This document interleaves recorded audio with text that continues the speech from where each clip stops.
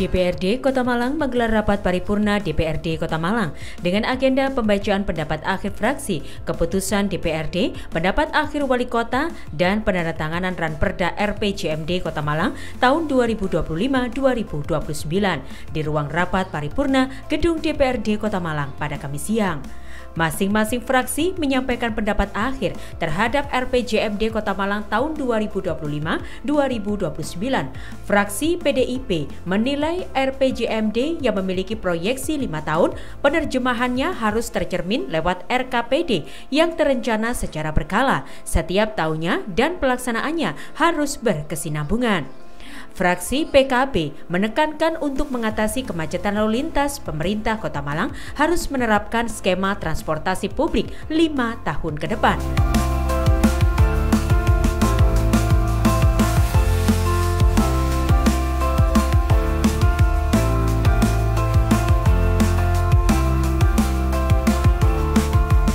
Fraksi PKS mendorong pemerintah Kota Malang dapat menyusun strategi jangka panjang penyelesaian piutang daerah yang termasuk dalam target RPJMD. Fraksi Gerindra memberikan penekanan khusus terhadap pemenuhan ruang terbuka hijau sesuai peraturan perundangan, pembangunan fisik dan ekonomi dengan pembangunan lingkungan yang berkelanjutan. Sedangkan fraksi Golkar menilai dalam upaya peningkatan PAD dari sektor non-pajak dapat dilakukan dengan memaksimalkan potensi pendapatan dari aset daerah, pengelolaan badan usaha milik daerah atau BUMD, dan pendapatan lainnya yang sah.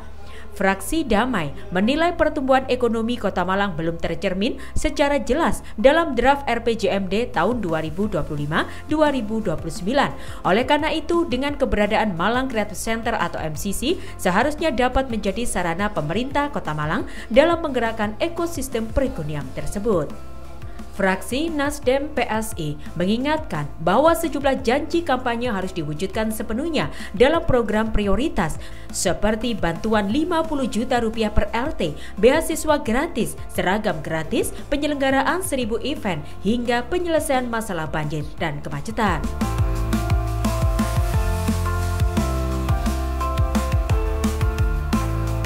Ya, karena kita salah satunya itu kita ada bahkan sudah bukan rencana lagi ya, sudah ditetapkan menjadi kota kreatif gitu kan, dunia bahkan levelnya ya, sehingga kami berharap dengan adanya itu menjadi salah satu motivasi gitu, bagaimana pemerintah kota Malang bisa betul-betul menerjemahkan dari RPJMD ke RKPD gitu, karena kan kita harus melihat progresnya setiap tahunnya seperti apa itu sih.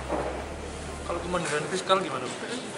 Kemandirian fiskal sebetulnya kami kemarin salah satunya itu sudah kita setiap tahunnya itu sudah kita monitor ya. Artinya kan dari tahun 2024 aja secara pendapatan itu kan kalau tidak salah 111% dari pusat, sisanya itu dari kita.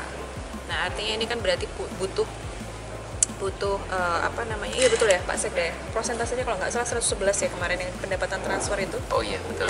Nah itu kan kita masih di angka 80 atau 90 saya lupa deh kemarin. Nah, sehingga kami berharap nanti ke depannya dengan berbagai macam rekomendasi yang sudah kami sampaikan kepada pemerintah Kota Malang, kepada TAPD dan kepada perangkat daerah teknis itu supaya bisa dimaksimalkan lagi. Yang jelas yang kami garis bawahi kemarin seperti di LKPJ, kami berharap itu kemudian diterapkan di 5 tahun ke depan untuk transparansi dan akuntabilitas serta pendataannya itu bisa dilakukan sehingga semuanya berbasis digital.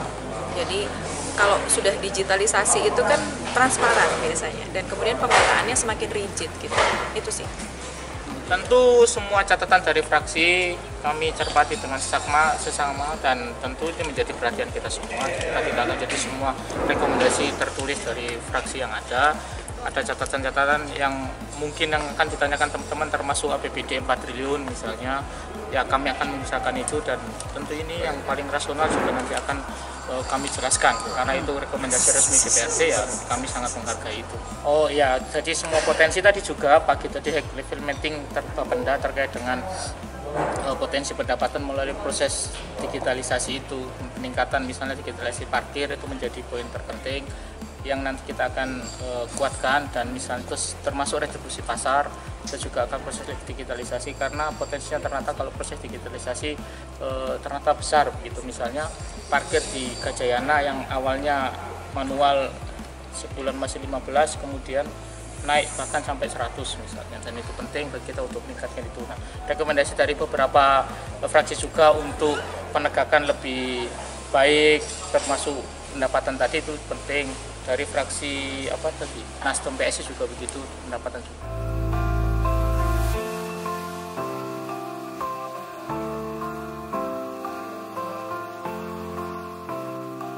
Di akhir rapat paripurna dilakukan penandatanganan pengesahan Ranperda menjadi Perda RPJMD Kota Malang tahun 2025-2029 oleh Ketua DPRD Kota Malang. Ali Magrus melaporkan.